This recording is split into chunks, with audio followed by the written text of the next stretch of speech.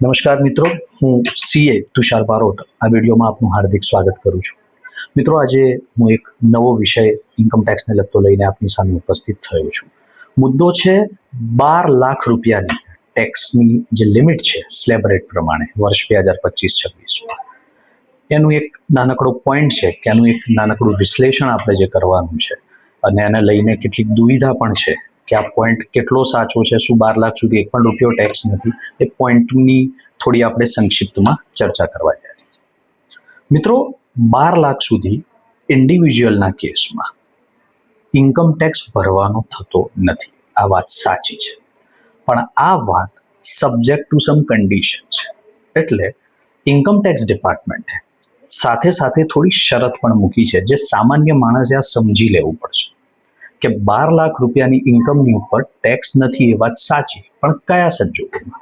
સંજોગો એવા કે 12 લાખની જે તમારી ટોટલ ઇન્કમ થાય છે ઇન્ડિવિજ્યુઅલની વર્ષ 2025-2026 દરમિયાન, એટલે કે 1 એપ્રિલ 2025 થી 31 માર્ચ 2026ની વચ્ચે જે પણ તમારી ઇન્કમ જનરેટ થાય છે, જો એ 12 લાખની સીમાની અંદર છે તો તમારે ટેક્સ ભરવાનો થતો નથી ઇન્ડિવિજ્યુઅલના કેસમાં. પણ આ તો જ સાચું છે જો તમારી જે આ ટોટલ ઇન્કમ છે એની અંદર કોઈ સ્પેશિયલ રેટની ઇન્કમ ઇન્ક્લુડ ના હોય.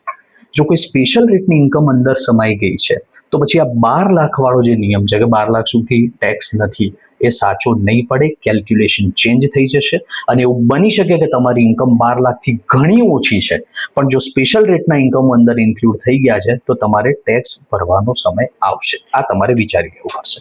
તો આમાં સમજવાનું એટલું રહ્યું કે સ્પેશિયલ રેટની ઇન્કમ કઈ છે. તો ઇન્કમ ટેક્સ ડિપાર્ટમેન્ટે અમુક જગ્યાએ સ્પેશિયલ રેટ્સ એટલે કે સ્ટ્રેટ ફોરવર્ડ રેટ્સ, જ્યાં સ્લેબ્સ નથી લાગતા કે આટલા સુધી આટલો ટેક્સ, આટલા સુધી આટલો ટેક્સ, એવું નથી. સીધો ટેક્સ લાગી જાય છે ફ્લેટ રેટથી.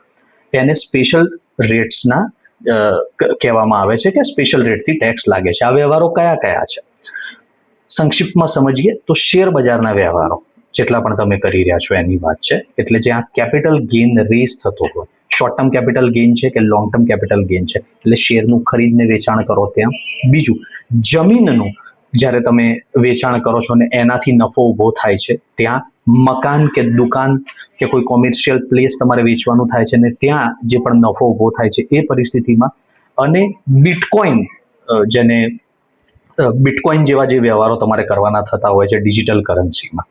લોટરીની ઇન્કમ આવી ગઈ તો આ બધી સ્પેશિયલ રેટ ઓફ ઇન્કમ વાળી પાર્ટીશન એકચ્યુઅલી થઈ ગયા છે અને જ્યાં સ્પેશિયલ ટેક્સ લાગી જતો હોય છે.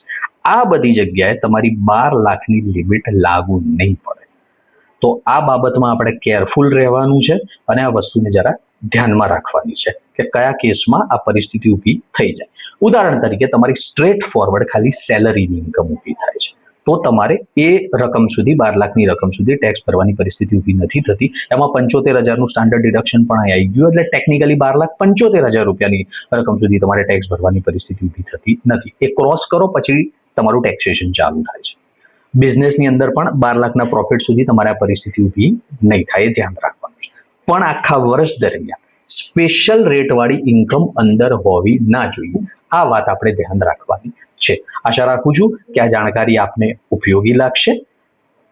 ડિટેલ જાણકારી માટે તમારે તમારા સીએ અથવા ટેક્સ કન્સલ્ટન્ટ જેની પણ તમે સર્વિસ લેતા હોય એનો સંપર્ક કરી લે. Thank you very much. જય હિન્દ, જય ભારત.